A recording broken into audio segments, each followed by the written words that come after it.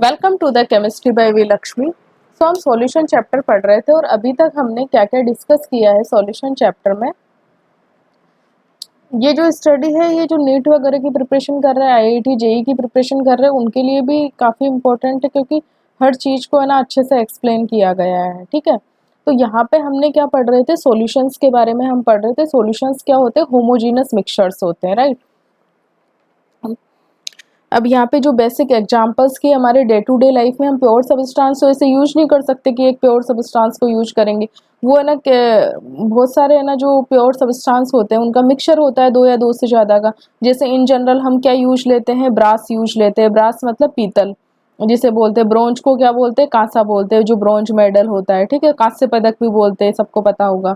तो ब्रास किसका मिक्सचर होता है? कॉपर और जिंक का होता है। और ब्रोंज किसका होता है? कॉपर और टिन का होता है। जर्मन सिल्वर के बारे में भी कॉपर, जिंक एंड निकल का होता है। ठीक है, फिर वहाँ पे एक चीज़ हमें ये बताई कि अलग अलग कंसंट्रेशन, एक ही जो एलिमेंट है उसकी अलग अलग कंसंट्रेशन, एक ही आयन है, फ्लोराइड आयन है, उसकी अलग अलग कंसंट्रेशन किस तरह से अफेक्ट कर सकती है। 1 ppm तक की कंसंट्रेशन होती है वो टीथ डुके को प्रिवेंट कर सकती है। 1.5 ppm तक की क्या कर सकती है? जो टूथ होते हैं उन्हें मोटल बना सकती है, मतलब धब्बेदार बना सकती है। और हाई कंसंट्रेशन है ना फ्लोराइड आयन की, है ना, पॉइजनस भी हो सकती है, जैसे कि है ना रेड पॉइजन में सोडियम फ्लोराइड होता है। ये सब चीज़ें डिस्कस करी गई। फिर उसमें कंसंट्रेशन का रोल बताया कि जो इंट्रावीनस जो इंजेक्शन दिए जाते हैं जिससे में डिजोल्व किए जाते हैं ना, जिस वाटर में डिजोल्व किया जाता है उसमें जो साल्ट्स की कंसंट्रेशन रहती है ना, आयनिक कंसंट्रेशन, वो क्या होती है? जो साल्ट्स की आयनिक कंसंट्रेशन रहती है, जो हमारा ब्लड प्लाज्मा होता है ना उसकी जो कंसंट्रेशन होती है ना उसके साथ मैच कर दी। ये सारी चीज़ें हमने डिस्कस कर ली। फिर हम यहाँ पे क्या करेंगे कि है ना लिक्विड सॉल्यूशंस के बारे में स्टडी करेंगे। लिक्विड सॉल्यूशन का मतलब हो गया कि जो है ना physical state of a solvent क्या रहेगी? वो लिक्विड रहेगी। ये चीज़ें फिर उनकी प्रॉपर्टीज जैसे कि vapour pressure and colligative properties, ये सब डिस्कस करेंगे। मेनली ये इसमें डिस्कस करेंगे। ठीक है, तो यहाँ तक का हमने है ना अभी तक डिस्कस कर लिया है। ठीक है, अब टाइप ऑफ ए सॉल्यूशन हमने देख लिया। तो सॉल्यूशन किस किस से मिलकर बना होता है? होमोजीनस मिक्सचर होता है। और होमोजीनस मिक्सचर का मतलब क्या होता है? कंपोजिशन एंड प्रॉपर्टीज क्या होती है? यूनिफॉर्म होती है थ्रू आउट द मिक्सचर। ये चीजें हमने डिस्कस कर ली थी। और जो फिजिकल स्टेट होती है वो सॉल्यूशन की, वो कौन डिसाइड करता है? वो सॉल्वेंट डिसाइड करता है। सॉल्यूशन किस किस से मिलकर बना होता है? सॉल्वेंट होता है और एक सोल्यूट होता है ना। जो एक्सेस अमाउंट में होता है उसे हम सॉल्वेंट बोलते हैं, बाकी को हम जो अदर देन जो सॉल्वेंट हो, जो भी कंपोनेंट्स होते हैं सॉल्यूशन में, उन्हें हम सॉल्यूट बोलते हैं। जो या तो एक हो सकता है, एक से ज़्यादा भी हो सकता है। ठीक है, और जो सॉल्वेंट का फिजिकल नेचर है उसके बेसिस पे टाइप ऑफ ए सॉल्यूशन हमने डिस्क्राइब कर दिए थे। फिर है ना कंसंट्रेशन टर्म्स को डिस्क्राइब किया था, क्वालिटेटिव क्वांटिटेटिव में। मास परसेंटेज हो गया, मास बाय वॉल्यूम परसेंटेज हो गया, वॉल्यूम बाय वॉल्यूम परसेंटेज हो गया। ठीक है, यहाँ पे ये जो इथाइलिन ग्लाइकोल वाला एग्जाम्पल देख लिया था कि जो 35% volume by volume ethylene glycol in जो वाटर में होता है। ठीक है, तो 35 जो ml तो उसमें इथाइलिन ग्लाइकोल होता है, और जो बाकी 65 ml क्या होएगा? वाटर होएगा। जैसे जनरली वाटर का फ्रीजिंग पॉइंट क्या होता है? 0 डिग्री सेल्सियस होता है। लेकिन ये इस वाले जो मिक्सचर होता है 35% वॉल्यूम बाई वॉल्यूम, है ना, 35% वॉल्यूम बाई वॉल्यूम ये मिक्सचर होता है। इसका जो फ्रीजिंग पॉइंट होता है वो कैसे कितना होता है? -17 डिग्री सेल्सियस होता है। मतलब जो पानी है ना 0 डिग्री सेल्सियस पे जम जाता है वो -17 डिग्री सेल्सियस पे जमेगा, है ना। ठीक है, मतलब ये वाला जो मिक्सचर है वो कैसे काम कर रहा है? फ्रीज के विपरीत काम कर रहा है। मतलब ये कैसा मिक्सचर है? एक एंटी फ्रीज है। ये चीजें, ये इंपॉर्टेंट पॉइंट था, यहाँ पे हमने ये डिस्कस कर लिया था। मास बाई वॉल्यूम परसेंटेज हमने डिस्कस कर लिया था। पार्ट पर मिलियन के बारे में डिस्कस कर लिया था कि जो ट्रेस अमाउंट्स में होते हैं वो सबस्टांस को डिस्क्राइब करने के लिए ये है ना कंसंट्रेशन टर्म यूज ली जाती है। तो number of parts of the component divided by total number of the all component of the solution multiplied by 10 to the power 6, है ना। ये हो गया था। मोल फ्रैक्शन देख लिया था, number of moles of the particular component divided by total number of moles of all the components, है ना। और जो सभी मोल फ्रैक्शंस का जो टोटल होता है ना वो क्या होता है? 1 होता है। ये चीज भी हमने देख ली थी। एक मिक्सचर के में जितने भी है ना किसी भी एक सॉल्यूशन है उसमें जो सारे मोल फ्रैक्शंस का होगा ना उनका जो टोटल रहेगा क्या रहता है? 1 रहता है। ठीक है, ये चीजें भी हमने डिस्कस कर ली थी। उसके बाद में है ना मोलरिटी का डिस्कस कर लिया था। मोलरिटी क्या होती है? मोलरिटी होती है जो है ना 1 लीटर जो सॉल्यूशन होता है ना उसमें जो सोल्यूट होता है ना उसके कितने मोल है वो क्या कहलाती है? मोलरिटी कहलाती है। मोलरिटी क्या है? Moles of A solute divided by volume of A solution in A litre. अब ये लीटर में है, अगर मान लो हमारा जो वॉल्यूम अगर ml में दिया हो तो उसे है ना 1000 से डिवाइड करने पे क्या होएगा, वो किस में कन्वर्ट हो जाएगा, वो हो जाएगा जो भी यहाँ पे क्वांटिटी आएगी वो किस में कन्वर्ट होके आएगी, लीटर में कन्वर्ट हो जाएगा। तो अगर वॉल्यूम अगर ml में दिया हो तो उसे 1000 से डिवाइड करेंगे। अब जब इसके नीचे मान लो कि 1000 लिखेंगे, अगर ml में हो तो ये मल्टीप्लाई में चला जाएगा। ये चीज़ें सब क्लियर है। और नंबर ऑफ ए मोल्स आपको पता ही है कि given weight divided by molar mass है ना, वो नंबर ऑफ ए मोल्स आ जाए, वो नंबर ऑफ ए मोल्स आ जाएंगे। अब मोलिलिटी क्या होती है, मोलिलिटी वो होती है कि है ना 1 kg जो सॉल्वेंट है उसमें कितने है ना number of A moles of A solute है, मतलब 1 kg सॉल्वेंट में कितने है ना मोल्स है ना सोल्यूट के, ये क्या होती है, मोलिलिटी होती है। अब एक चीज आपने देखी कि यहाँ पे तो कौन सी टर्म आ रही है, मास आ रहा है। मास तो क्या होता है, टेम्परेचर इंडिपेंडेंट होता है, जबकि मोलिलिटी में क्या आ रहा है, यहाँ पे आ रहा है वॉल्यूम आ रहा है। ठीक है, वॉल्यूम क्या होता है, टेम्परेचर डिपेंडेंट होता है। ठीक है, ये चीज हमें पता है। अब टेम्परेचर डिपेंडेंट होता है वॉल्यूम, तो क्या होता है, टेम्परेचर इंक्रीज करने पे क्या होता है, टेम्परेचर इंक्रीज करने पे वॉल्यूम इंक्रीज होएगा, है ना। अब देखो अगर ये बटा वाली क्वांटिटी अगर इंक्रीज होएगी तो ओवरऑल तो मोलरिटी तो डिक्रीज होएगी, तो मतलब मोलरिटी क्या होएगी, डिक्रीज होएगी। तो डायरेक्ट हम लिख सकते हैं कि टेम्परेचर इंक्रीज करने पे मोलरिटी क्या होती है, डिक्रीज होती है। ये टेम्परेचर का इम्पैक्ट हो गया। और मोलिलिटी टेम्परेचर से अफेक्ट नहीं होती। अब जैसे है ना कौन कौन सी क्वांटिटीज टेम्परेचर से इंडिपेंडेंट रहती है, जैसे मास परसेंटेज, उसमें भी है ना ऊपर और नीचे है ना कोई वॉल्यूम की टर्म नहीं होती, ग्राम में आता है, मास रहती है। पार्ट पर मिलियन भी इंडिपेंडेंट है, मोल फ्रैक्शन भी इंडिपेंडेंट है, मोलिलिटी ये सब क्या है कि इंडिपेंडेंट है टेम्परेचर से। वही है ना मोलिलिटी क्या है कि फंक्शन है टेम्परेचर का, टेम्परेचर इंक्रीज होएगा मोलिलिटी डिक्रीज होएगी। ये सब चीजें हमने डिस्कस कर ली थी। फिर उसके बाद में हम सोल्यूबिलिटी की बात कर रहे थे। लास्ट लेक्चर में हमने क्या बात करी थी, सोल्यूबिलिटी की बात करी थी। ठीक है, सोल्यूबिलिटी क्या होती है कि एक जो कांस्टेंट टेम्परेचर और प्रेशर के कंडीशंस में है ना जो सॉल्वेंट है उसके फिक्स्ड अमाउंट में है ना सोल्यूट की जितनी मात्रा डिसोल्व हो सकती है वो उस सोल्यूट की उस पर्टिकुलर सॉल्वेंट में क्या कहलाती है, उसकी सोल्यूबिलिटी कहलाती है। जैसे कि अगर मान लो 50 ml अगर हमने है ना पानी लिया और उसमें NaCl मिला रहे, कांच के गिलास में ले लो है ना, तब ट्रांसपेरेंट रहे, जब तक है ना NaCl डालते रहे जब तक है ना सॉल्यूशन ट्रांसपेरेंट दिख रहा है ना तब तक तो वो उसमें मतलब NaCl सोल्यूबल है। और जैसे ही है ना पानी धुंधला होना लगे है ना, ट्रांसपेरेंसी पानी की गायब होने लगे, मतलब वो अब NaCl उस पानी में सोल्यूबल नहीं हो रहा है। जैसे मान लो कि अगर है ना, तो इससे ना आप नॉर्मली बेसिक तरीके से ना सोल्यूबिलिटी का टेस्टिंग कर सकते हैं अपने नमक को डिजोल्व करके। उसके बाद में ना solubility of A solid in a liquid, मतलब सॉलिड तो क्या होगा, सोल्यूट होगा, और लिक्विड क्या होगा, सॉल्वेंट होगा। ये चीज भी हमने देख ली थी। यहाँ पे हमने देखा था कि है ना जैसे NaCl कैसा है, पोलर है, वाटर भी पोलर है तो इसमें डिजोल्व हो जाएगा। शुगर भी पोलर है तो वो वाटर में डिजोल्व हो जाएगी। वही मतलब पोलर क्या होता है, polar solute dissolve in polar solvent, ये आ गया। वही बात करते हैं, ये हमारी बेंजीन हो गई, ये नेफ्थलीन हो गई और ये एंथ्रासीन हो गई। बेंजीन हमारी कैसी होती है, नॉन पोलर रहती है। ठीक है, बेंजीन तो क्या है, लिक्विड है, और ये क्या है, सॉलिड है ना। नेफ्थलीन भी सॉलिड है और एंथ्रासीन भी सॉलिड है ना। तो ये जो नेफ्थलीन है और नेफ्थलीन भी है ना बेंजीन में डिसॉल्व हो जाएगी, और ये एंथ्रासीन भी क्या होगी कि बेंजीन में डिसॉल्व हो जाएगी। मतलब ये सब नॉन पोलर है। तो यहाँ पे क्या कंक्लूजन निकला कि नॉन पोलर जो सोल्यूट होता है वो नॉन पोलर सॉल्वेंट में डिसॉल्व होता है। अब ये नॉन पोलर क्यों है, क्योंकि इसमें सारे ही कार्बन हाइड्रोजन बॉन्ड है, और कार्बन और हाइड्रोजन की अगर कार्बन की इलेक्ट्रोनेगेटिविटी देखी जाती है तो 2.1 2.5 होती है, हाइड्रोजन की 2.1 होती है, तो ये ऑलमोस्ट से सेम होती है। इस कार्बन हाइड्रोजन के बॉन्ड में है ना पोलर कैरेक्टर नहीं माने जाते हैं ना, नहीं होते। तो यहाँ का इसका जो डाइपोल मोमेंट होता है म्यू, वो क्या होता है, 0 होता है। तो मतलब नॉन पोलर जो सोल्यूट होते हैं वो किस में डिसॉल्व होंगे, नॉन पोलर सॉल्वेंट में डिसॉल्व होंगे। जैसे ये नेफ्थलीन है ना, 2 बेंजीन रिंग को जुड़ी हुई नेफ्थनील है, तो ये क्या H2O में डिसॉल्व होएगी, नहीं होएगी, क्योंकि ये तो कैसी है, नॉन पोलर है ना, नॉन पोलर है। और ये हमारा वाटर कैसा है, पोलर है। तो नॉन पोलर पोलर का तो कोई सोल्यूबिलिटी होती ही नहीं है। तो कंक्लूजन क्या निकला, non polar solute dissolve in a non polar solvent and मतलब लाइक डिसॉल्व लाइक का कंसेप्ट यहाँ पे निकल के आ गया। ठीक है, फिर उसके बाद में हमने देखा था कि डिजोल्यूशन का प्रोसेस एंड क्रिस्टलाइजेशन का प्रोसेस हमने समझा था। डिजोल्यूशन में क्या होता है कि जैसे ये सॉल्वेंट है, ये सॉलिड सोल्यूट है, जब इसको हम इसमें मिक्स करेंगे तो इनिशियली क्या होएगा, ये जो सॉलिड है ना जिन्हें हम है ना रेड कलर, सॉलिड पार्टिकल्स को रेड कलर में और सॉल्यूशन में जाने पे हमने इसे स्काई ब्लू कलर में शो कर रखा है, जस्ट टू आपको एक्सप्लेन करने के लिए। तो जब ये पार्टिकल इसमें जाएंगे तो क्या होंगे कि कुछ तो पार्टिकल डिसॉल्व होने लगेंगे, पर जैसे जैसे सॉलिड पार्टिकल्स की कंसेंट्रेशन बढ़ने लगेगी, जैसे है ना ये तो ये जो प्रोसेस होता है ना, सॉलिड से ये सॉल्यूशन में जा रही है तो डिसोल्यूशन का प्रोसेस हो गया। फिर क्या होगा कि कंसेंट्रेशन ऑफ ए सॉल्यूट क्या होगा कि सॉल्यूशन में इंक्रीज होती जाएगी, ठीक है।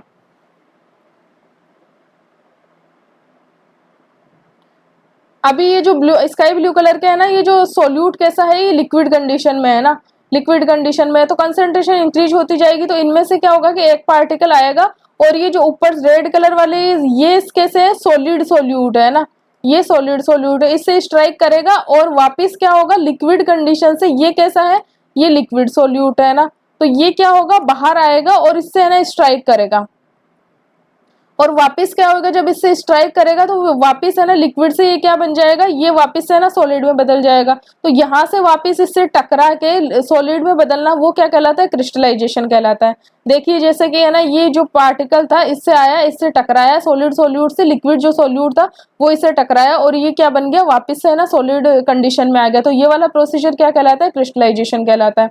मतलब क्या हो गया, जैसे कि ये हमारा सोल्यूट है,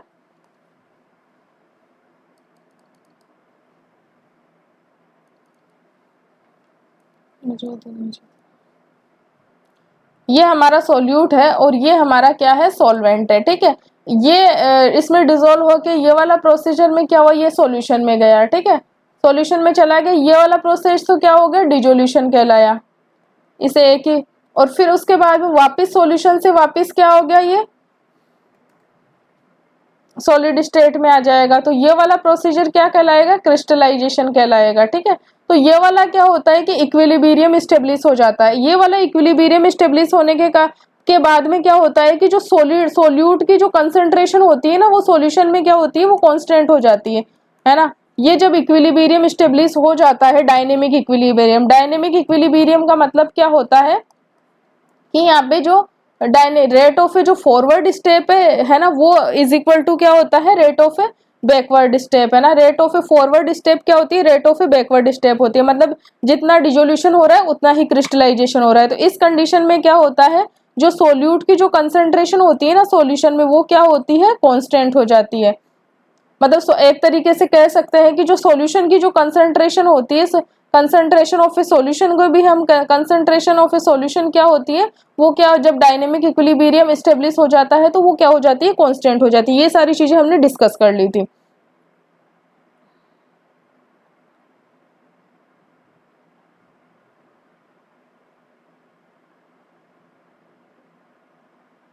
फिर उसके बाद में इसके टेम्परेचर डिपेंडेंस देखी थी। अगर ये डिसोल्यूशन का प्रोसेस मतलब सॉलिड सोल्यूट का लिक्विड कंडीशन में, लिक्विड में जाना, अगर ये डिसोल्यूशन का प्रोसेस एंडोथर्मिक है, एंडोथर्मिक का मतलब क्या होता है, ये हीट एब्जॉर्ब कर रहा है, तो या फिर ये एक्सोथर्मिक है, ठीक है।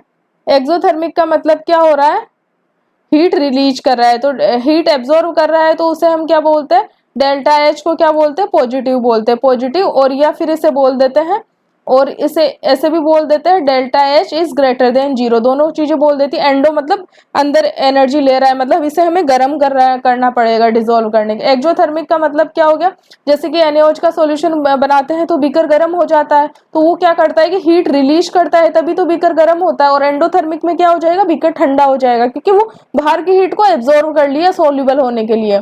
तो हीट एब्जॉर्व कर लेंगे तो बाहर तो कम हीट रहेगी, तो वो ठंडा हो जाएगा बीकर। तो यहाँ पे डेल्टा एच क्या होती है, नेगेटिव होती है। नेगेटिव होने का मतलब लेस देन जीरो। तो एंडोथर्मिक की कंडीशन में तो क्या होता है, टेम्परेचर इंक्रीज करने से क्या होता है, जो सोल्यूबिलिटी क्या होती है, इंक्रीज होती है, ठीक है। सोल्यूबिलिटी क्या होती है, इंक्रीज होती है। और यहाँ पे एक्सोथर्मिक में टेम्परेचर इंक्रीज करने से क्या होगी, सोल्यूबिलिटी है ना डिक्रीज होगी। ये चीजें हमने कंसीडर कर ली थी, यहाँ तक की चीजें हमने देख ली थी। अब इसके बारे में एक बार और देख लेते हैं थोड़ा सा।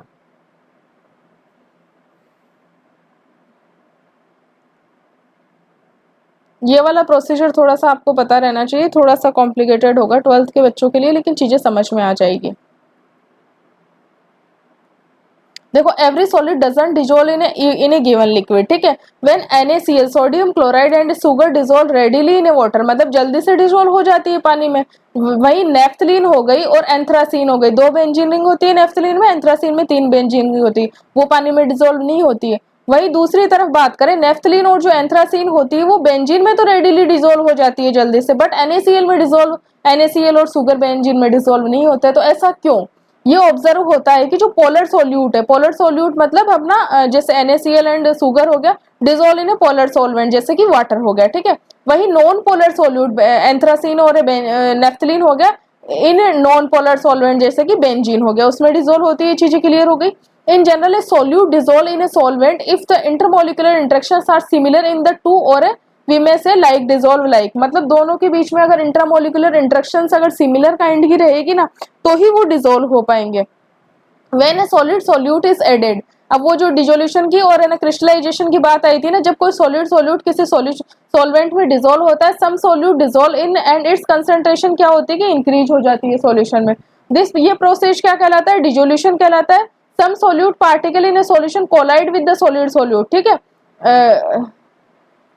And get separated out of the solution, solution से वापस कैसे हो जाएंगे? सेपरेट आउट हो जाएंगे। और ये वाला प्रोसीजर क्या कहलाता है? क्रिस्टलाइजेशन कहलाता है। एक ऐसी स्टेज आती है कि जब दोनों ये प्रोसेस होता है, ये डिजोल्यूशन का हो गया और ये क्रिस्टलाइजेशन का हो गया, सेम रेट पे अकर होते हैं, मतलब मिलते हैं। Rate of a forward step is equal to rate of a backward step. ये रेट ऑफ ए फॉरवर्ड हो गया, ये रेट ऑफ ए बैकवर्ड हो गया, है ना। इस कंडीशन में क्या होता है कि नंबर ऑफ ए सोल्यूट जो पार्टिकल्स होते हैं ना, वो सॉल्यूशन के अंदर जा रहे हैं, मतलब रेड से ब्लू हो रहे हैं। कहने का मतलब ये है जिस रेट से, एक second,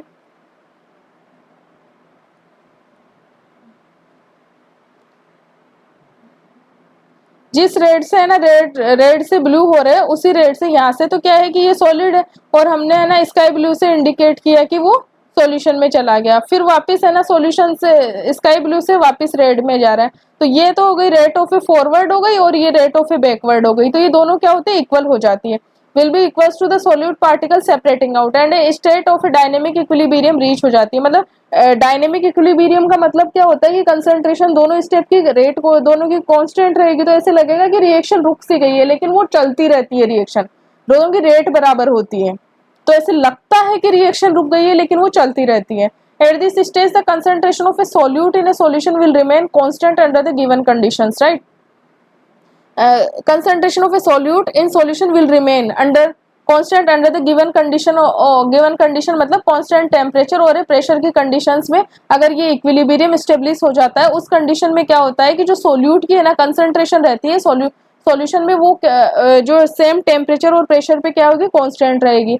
similar process is followed when, यही प्रोसेस फॉलो किया जाता है जब गैस को लिक्विड में डिसॉल्व किया जाता है। Such a solution in which no more solute can be dissolved at the same condition of a temperature और ए प्रेशर, वो सॉल्यूशन कैसा कहलाता है? सैचुरेटेड सॉल्यूशन कहलाता है। मतलब जिसमें वो सॉल्यूशन जिसमें सोल्यूट की और मात्रा है ना ऐड नहीं करी जा सकती सेम टेम्परेचर एंड प्रेशर की कंडीशन पे, तो वो सॉल्यूशन कैसा कहलाता है? सैचुरेटेड सॉल्यूशन कहलाता है। एंड अनसेचुरेटेड सॉल्यूशन क्या होता है कि जिसमें ना सोल्यूट की मात्रा और ऐड करी जा सकती है सेम टेम्परेचर की कंडीशंस पे। The solution which is in a dynamic equilibrium with the undissolved solute is the saturated solution and contains a maximum amount of a solute dissolved in a given amount of a solvent. Thus the concentration of a solute in such a solution वो क्या कहलाती है? उसकी solubility कहलाती है। मतलब जो saturated solutions होते हैं, जो उसमें है ना जो solute होता है ना, उसकी जो concentration होती है ना, वो क्या कहलाती है?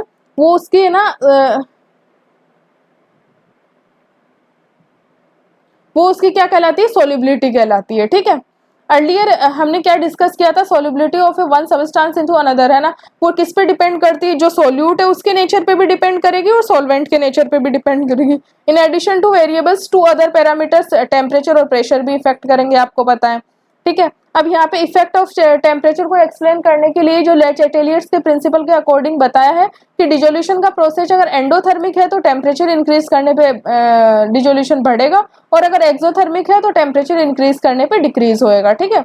इफेक्ट ऑफ ए प्रेशर में ये बताया गया है कि हमारे पास है ना सॉलिड इन लिक्विड है, तो ये तो दोनों ही लिक्विड तो क्या है? हमारा सॉल्वेंट है और ये सोल्यूट है ना, तो ये दोनों ही है ना क्या है कि इनकम्प्रेसेबल है ना, तो ये दोनों ही प्रेशर से इम्पैक्ट नहीं होते हैं, मतलब सॉलिड इन लिक्विड का जो सोल्यूशन होता है वो प्रेशर से इंडिपेंडेंट रहता है। यहाँ तक कि हमने स्टडी कर ली थी।